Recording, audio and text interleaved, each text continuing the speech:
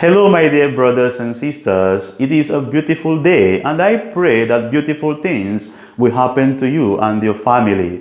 In the words of Jesus today to us in the Gospel passage, Jesus reminds us of the attitudes, negative attitudes that we must avoid as Christians. I like to summarize these attitudes in 3 letters: C-I-C. The first C refers to childishness. The second letter refers to indifference, and the second C refers to complaint. There are many of us who are locked up. There are many of us who have imprisoned ourselves. There are many of us who are the victims of our own moods as very childish. A Christian should always have this maturity to overcome this childishness that makes us to, look at other people as if they are nobody, to look at other people as if we are better than them. This childishness, when we hold on to grudges and the things that we are not supposed to ordinarily hold on to. Only little children do that kind of thing. So as Christians, as matured Christians, we should live a mature life and we should remove ourselves from any act of childishness.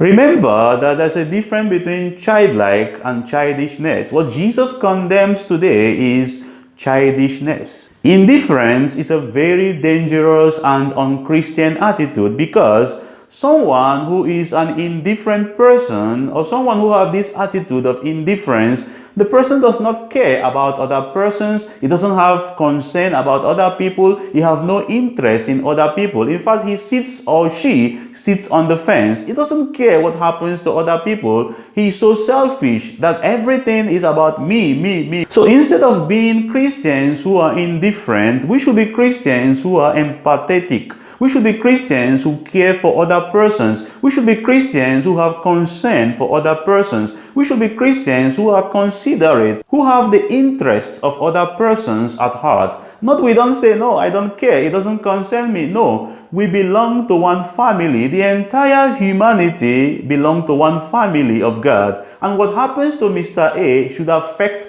Mr. B. We are all interconnected to one another. So nobody should say, I don't care, it's not part of my business. No, my business is your business. Your business is my business, because you are my brother, you are my sister. We are all the brothers and sisters of Christ. The final attitude that Jesus condemns today is complaining attitude. Of course, we remember that God himself is not a fan of those who complain. Remember the experience of the Israelites when they were moving from Egypt to the promised land. God did not take it easy with those who complain. Now, there are many of us who are very chronic in complaining. You give them hot coffee, they say they want cold one. You give them cold coffee, they say they want hot one. You don't know how to satisfy them. They cannot be satisfied. When we meet this kind of persons as Christians, what should be our reaction? Of course, Jesus condemned that attitude of complaining, but Jesus did not say we should abandon them, because he did not abandon them. In fact, he went to the cross to die for those who also complain. When you are in relationship, or when you encounter people who like to complain, who just have it as part of their second nature to complain, as Christians, we are not expected to throw them away. There are two important virtues that we must really put forward when we encounter such persons who complain. And some of them complain without even knowing they are complaining. The two virtues that we must have stem from love, and that is patience and endurance. As we continue our daily activities today, let us pray for one another, that we may appreciate God, what he does in our lives, that we may appreciate ourselves, that we may appreciate the people around us, and let us stop complaining. Remember that you are blessed to bless.